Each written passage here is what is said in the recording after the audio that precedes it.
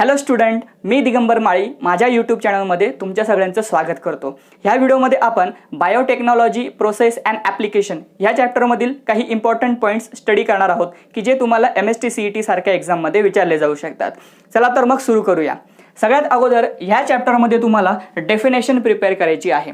बायोटेक्नॉलॉजीच्या दोन डेफिनेशन्स तुम्हाला टेक्स्टबुकमध्ये दिलेल्या आहेत। त्यापैकी European federation of biotechnology that is EFB ने जी डेफिनेशन दिलेली आहे ती डेफिनेशन सगळ्यात अगोदर तुम्ही प्रिपेअर करा। त्यासोबतच EFB चा long form that is European federation of biotechnology हा सुद्धा तुम्हाला माहिती पाहिजे। त्यानंतर जो नेक्स्ट पॉईंट तुम्ही प्रिपेअर करणार आहात that is recombinant DNA technology.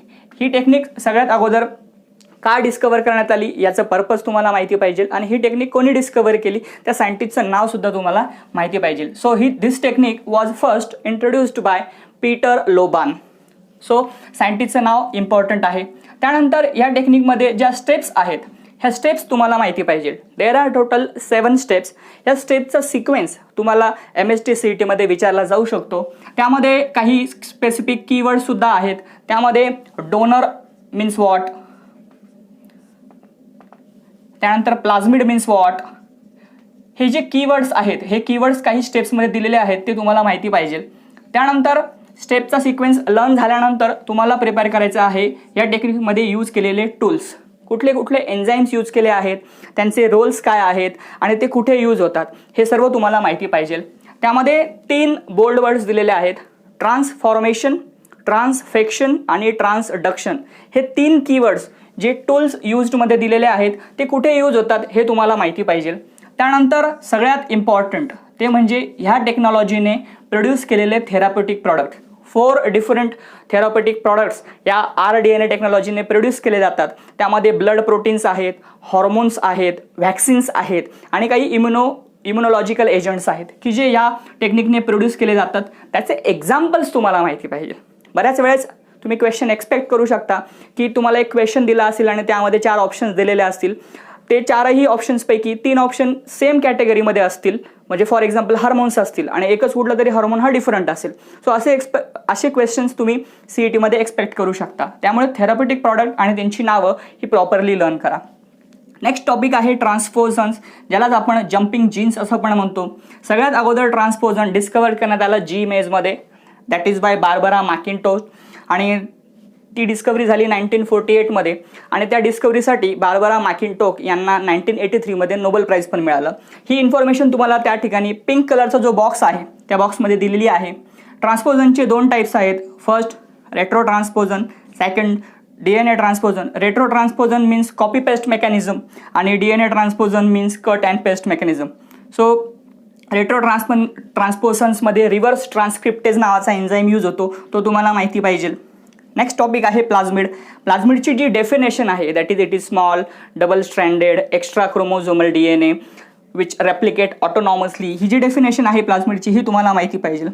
प्लाझमिडमध्ये सगळ्यात इम्पॉर्टंट आहे त्याचं नॉमेनक्लेचर। सो तुम्हाला एक्झाम्पल्स बऱ्याच वेळेस दिलेले असतात। आपण या ठिकाणी दोघंही एक्झाम्पल कव्हर करणार आहोत। सी, हे प्लाझमिडचं एक एक्झाम्पल आहे PVR 322। यामध्ये P represents plasmid, BR represent the initial letters of the name of scientist. 2 scientist होते, बोलिवार अँड रॉड्रिग्वेज। या दोघांची जे इनिशियल लेटर्स आहेत नावांची ती या ठिकाणी दिलेली आहेत आणि 322 is the number which is assigned bye them. त्यांनी असाइन केलेला नंबर म्हणजे 322। सो तुम्हाला एक्झाममध्ये यांचे मिनिंग्स विचारले जाऊ शकतात किंवा कुठला लेटर काय रिप्रेझेंट करतो हे सुद्धा तुम्ही एक्सपेक्ट करू शकता। सेकंड आहे PUC। Here again P means plasmid, UC means University of California. It is the place where this type of plasmid is discovered. हा प्लाझमिड ज्या ठिकाणी डिस्कवर झाला त्या युनिव्हर्सिटीचं नाव या ठिकाणी दिलेलं that is UC, university of California. So अशा पद्धतीने तुम्ही प्लाझमिड्सवरती क्वेश्चन एक्सपेक्ट करू शकतात। हा एक वेक्टर आहे। सेकंड वेक्टर आहे bacteriophage. What is bacteriophage? Bacteriophage is a virus which basically attacks on bacteria. बॅक्टेरियावर अटॅक करणाऱ्या व्हायरसला बॅक्टेरियोफाज असं म्हणतात। बॅक्टेरिया आणि व्हायरस, तर बॅक्टेरिया साईजने फार मोठा असतो आणि व्हायरस फारच छोटा असतो। सो छोटा असून सुद्धा तो बॅक्टेरियावरती अटॅक करतो। त्याचं एक्झाम्पल तुम्हाला माहिती पाहिजे। The first example is M13 फाज। त्यामध्ये जे genetic material that is SS DNA, SS means single stranded DNA। Second example आहे लॅम्बडा फाज। लॅम्बडा फाज रिप्रेझेंट करतात लॅम्बडा सिम्बॉलने। त्यामध्ये त्याची जी लेंथ आहे total length that is 48 kilo base pair, 48.5 kilo base pair. So kilo means 1000. So 1000 base pair पण तुम्ही त्याला म्हणू शकता. 1 kilo base pair is equal to 1000 base pairs. त्यानंतर याच्यामध्ये जी कॉस एंड आहे ते कॉस एंडची लेंथ तुम्हाला माहिती पाहिजे. It is made up of 12 nucleotides. So हे न्यूक्लिओटाइड्स प्रॉपरली लर्न करा. त्यानंतर जो नेक्स्ट इम्पॉर्टंट टॉपिक आहे that is replication of bacteriophage, ज्याला आपण लायटिक सायकल पण म्हणतो. सो लायटिक सायकलमध्ये बेसिकली 5 डिफरंट स्टेप्स आहेत. अटॅचमेंट, पेनेट्रेशन, त्यानंतर सिंथेसिस, त्यानंतर व्हिरियॉन असेंब्ली आणि फायनली रिलीज ऑफ व्हिरियॉन्स. या 5 स्टेप्स त्याचा प्रॉपर सिक्वेन्स तुम्हाला माहिती पाहिजे. आणि त्या ठिकाणी 3 कीवर्ड्स पण आहेत. त्यात सगळ्यात पहिला keyword that is capsid. Capsid म्हणजे जे प्रोटीन कोट असतं ज्याला आपण घोस्ट पण म्हणतो. सो ते तुम्हाला माहिती पाहिजे. त्यानंतर सेकंड व्हिरियॉन असेंब्ली होण्यासाठी टोटल किती वेळ लागतो तर 15 minutes.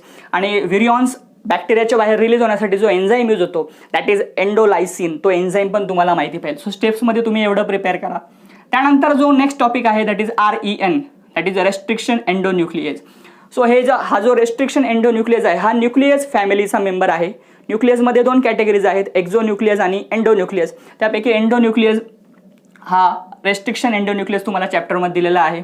Type 2 restriction endonuclease generally use केला जातो. याचे 2 एक्झाम्पल्स आहेत, eco R1 and HIND3. So याचं नॉमेनक्लेचर परत एकदा इम्पॉर्टंट आहे. E represents इश्चरेशिया, that is the name of genus. CO represent the name of spaces, that is coli. and R represent that is strain, and 1 is the order of discovery. Roman 1 आहे हा.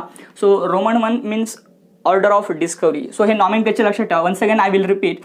If that is Escherichia, CO means coli, R means RD13 and RY13 and 1 is the Roman number. 1 is the Roman number. त्यानंतर H means Haemophilus, again name of genus. N means influenza, D means RD. त्यानंतर third is the order of discovery. So तुम्हाला कुठलं letter काय represent करतं restriction एंडोन्यूक्लियसच्या नॉमेनक्लेचरमध्ये ते माहिती पाहिजे. यावरती तुम्ही क्वेश्चन एक्सपेक्ट करू शकता. हे फार इम्पॉर्टंट आहे. नेक्स्ट टॉपिक आहे पॅलिंड्रोम. Very simple. DNA मध्ये काही असे बेस सिक्वेन्सेस असतात की त्याचा सेकंड हाफ हा फर्स्ट हाफच्या मिरर इमेज असतो. इंग्लिशमध्ये पण असे काही वर्ड्स आहेत मल्याळम सारखे की ज्यांचं स्पेलिंग हे तुम्ही फॉरवर्ड किंवा बॅकवर्ड जरी रीड केलं तरी सेमच असतं. सो असे जे सिक्वेन्सेस DNA मध्ये असतात त्या बेस सिक्वेन्सेसला पॅलिंड्रोम म्हणतात. यावर तुम्ही प्रॉब्लेम एक्सपेक्ट करू शकता. मी अशा टाईपचे प्रॉब्लेम्स कव्हर केलेले आहेत. त्याचा सेपरेट व्हिडिओ बनवलेला आहे, तो तुम्ही बघू शकता. त्यानंतर नेक्स्ट टॉपिक आहे जीन ॲम्प्लिफिकेशन, ज्याला PCR that is polymerase chain reaction म्हणतात. ही टेक्निक सगळ्यात अगोदर डिस्कवर केली कॅरी मुलिस यांनी 1983 मध्ये. सो ही टेक्निक तुम्हाला माहिती पाहिजे. ही बेसिकली इन व्हिट्रो टेक्निक आहे, that is outside the body. So in vitro technique आहे. त्यासाठी एक सेपरेट मशीन असतं ज्याला PCR मशीन म्हणतात. त्या मशीनमध्ये ही टेक्निक कॅरी आउट केली जाते. सध्या जो COVID-19 आहे म्हणजे कोरोना व्हायरस आहे त्याच्या डिटेक्शनसाठी सुद्धा PCR टेक्निक ही यूज केली जाते. It is polymerase chain reaction. यामध्ये यूज केलेल्या रिक्वायरमेंट्स फार इम्पॉर्टंट आहे. There are total 4 requirements. त्यापैकी जी 4th रिक्वायरमेंट आहे Taq polymerase. Taq polymerase means Thermus aquaticus. So Thermus aquaticus is basically a bacteria. त्यामधून हा एन्झाईम मिळवला जातो म्हणून त्याला टॅक पॉलिमरेज म्हणतात. आणि हा एवढा स्पेशल का आहे because it is a thermostable enzyme. टेम्परेचरचा त्याच्यावरती काही इफेक्ट होत नाही. यामध्ये जो टेम्परेचर रेंज तो सस्टेन करू शकतो that is 94 degree Celsius. So हे टेम्परेचर रेंज इम्पॉर्टंट आहे. एन्झाईमचं नाव टॅक पॉलिमरेज इम्पॉर्टंट आहे. Second steps and temperature range. याच्यामध्ये टोटल 3 स्टेप्स आहेत. First heat denaturation, second annealing and third is polymerization. So 3 स्टेपचं सिक्वेन्स माहिती पाहिजे. आणि सगळ्यात महत्त्वाचं म्हणजे प्रत्येक स्टेपमध्ये टेम्परेचर किती यूज केलं आहे. तर टेम्परेचर फार इम्पॉर्टंट आहे. So first step heat denaturation 91 degree Celsius, annealing 55 degree Celsius and polymerization 72 degree Celsius. So temperature ranges फार इम्पॉर्टंट आहे. PCRची एक सायकल कंप्लीट होण्यासाठी 3 to 5 मिनिट्स लागतात आणि हे रिपीटेडली केल्यामुळे टोटल 28 to 30 सायकल्स ह्या रिपीटेडली परफॉर्म केल्या जातात. सो जीन एम्प्लिफिकेशन किंवा PCRमध्ये एवढं इम्पॉर्टंट आहे. त्यानंतर बायोटेक्नॉलॉजीचे ॲप्लिकेशन्स. सगळ्यात पहिलं ॲप्लिकेशन आहे बॅसिलस थुरिंजेन्सिस. हा एक सॉईल बॅक्टेरिया आहे. त्यामध्ये जो जीन इम्पॉर्टंट आहे दॅट इज क्रायजीन. आणि खूप सारे क्रॉप्स डेव्हलप केले दॅट इज BT. त्यांना आपण BT क्रॉप्स म्हणतो. सो त्याच्यामध्ये BT राईस आहे, BT कॉटन आहे, BT टोमॅटो आहेत. हे एक्झाम्पल्स तुम्हाला माहिती पाहिजे. बेसिकली हा जो जीन असतो हा इनॅक्टिव्ह असतो, पण ज्यावेळेस एखादा इन्सेक्ट त्या प्लांटची लीव्स किंवा काही पार्ट खातो त्यावेळेस त्या इन्सेक्टच्या गटमध्ये जो अल्कलाईन पीएच असतो तो अल्कलाईन पीएच त्या इनॅक्टिव्ह प्रोटॉक्झिनला ॲक्टिव्ह करतो आणि त्याच्यामुळे गट स्वेल होतो आणि इन्सेक्टची डेथ होते. सो हे बेसिकली मेकॅनिझम तुम्हाला माहिती पाहिजे. So BT bacillus thuringiensis. Second is agrobacterium tumefaciens. It is again a soil bacteria which is responsible for causing crown gall tumor in dicot plants. जे dicot plants असतात that is dicotyledonous plant, त्यांच्यामध्ये crown gall tumor cause करण्यासाठी agrobacterium टमिफेशियन responsible असतो. त्याच्यामध्ये gall producing gene असतो की जो TDNA चा पार्ट आहे आणि तो TI प्लाझ्मिड मध्ये असतो, that is tumor inducing plasmid. हा फार इम्पॉर्टंट पॉईंट आहे. TIचा long form tumor inducing. So tumor ज्याच्यामुळे होतो त्या प्लाझ्मिडला ट्युमर इंड्युसिंग प्लाझ्मिड म्हणतात. 80 मध्ये तुम्ही एवढं प्रिपेअर करा. थर्ड एक्झाम्पल आहे Flavr Savr tomato. Basically Flavr Savr tomato यामध्ये जो पॉलीगॅलॅक्टोयुरोनज नावाचा जो एन्झाईम आहे त्याला एन्कोड करणारा जो जीन आहे तो आपण अँटीसेन्स ओरिएंटेशनने त्याच्यामध्ये इंट्रोड्यूस केलेला असतो. त्यामुळे पॉलीगॅलॅक्टोयुरोनेजचं फॉर्मेशन कमी होतं आणि टोमॅटोचा फ्लेवर सेव्ह होतो आणि त्याची शेल्फ लाईफ पण वाढते. Polygalacturonase basically an enzyme which is responsible for degradation of pectin. टोमॅटोमध्ये जे पेक्टिन असतं त्या पेक्टिनचं डिग्रेडेशन करण्यासाठी हा एन्झाईम रिस्पॉन्सिबल असतो. सो या एन्झाईमचं जर सिंथेसिस आपण रिड्यूस केलं तर टोमॅटोचा जो फ्लेवर असतो तो आपण सेव्ह करू शकतो, म्हणून त्याला फ्लेवर सेवर टोमॅटो असं म्हणतात. फोर्थ एक्झाम्पल आहे golden rice. Basically it is again A genetically engineered rice which has pro vitamin a content. त्याच्यामध्ये व्हिटॅमिन एचं कंटेंट फार जास्त असतं, ज्याला आपण बीटा कॅरोटीन पण म्हणतो. ज्या लोकांमध्ये व्हिटॅमिन एची डेफिशियन्सी असते त्यांच्यासाठी it can be used as a remedy. Last point is biosafety issue. त्यामध्ये सगळ्यात अगोदर तुम्हाला प्रिपेअर करायचं that is biopatent. So what is biopatent? It is basically a type of patent which is granted by government to the inventor for biological entity, process or any product. So बायोपेटंटची definition तुम्हाला माहिती पाहिजे. त्यानंतर biopiracy means what? Very simple. जे काही developed nation आहेत ते developed nation त्यांच्या फायनान्स आणि टेक्नॉलॉजीच्या बेसिसवरती जे अंडर डेव्हलप नेशन्स आहेत किंवा जे डेव्हलपिंग नेशन्स आहेत त्यांच्यामध्ये असलेले बायोडायव्हर्सिटी किंवा बायो रिसोर्सेस याचं अनलॉफुल एक्सप्लॉयटेशन करतात आणि त्यांना प्रॉपर कम्पेन्सेशन देत नाही. अशा जे काही केसेस असतात त्याला बायोपायरसी असं म्हणतात. तो तुम्हाला प्रॉपर त्याचं मिनिंग माहिती पाहिजे. त्याचे एक क्लासिक एक्झाम्पल आहे दॅट इज टेक्समती. सो एक टेक्सास बेस्ड कंपनी होती. त्या टेक्सास बेस्ड कंपनीने US पेटंट आणि ट्रेडमार्क ऑफिसमधून एक पेटंट घेतलं की जे इलिगल होतं. That was on basmati rice.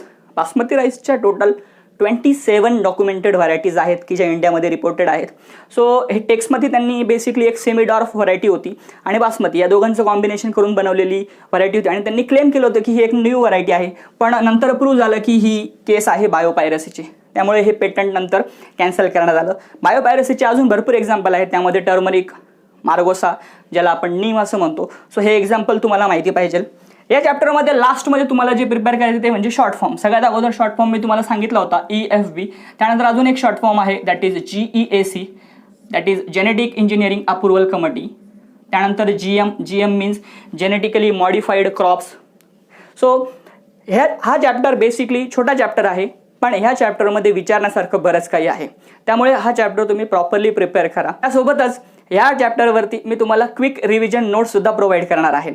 त्या तुम्हाला मिळवायच्या असतील तर माझा जो नेक्स्ट व्हिडिओ आहे तो तुम्हाला बघावा लागेल आणि त्यामध्ये मी एक लिंक प्रोव्हाइड केली आहे की ज्यावर क्लिक करून तुम्ही ह्या चॅप्टरच्या क्विक रिव्हिजन नोट्स की ज्या तुम्हाला MST CET युजफुल असतील त्या तुम्ही मिळवू शकतात. तोपर्यंत ह्या चॅप्टरचे मेन्शन केलेले पॉईंट्स तुम्ही नोट करून घ्या.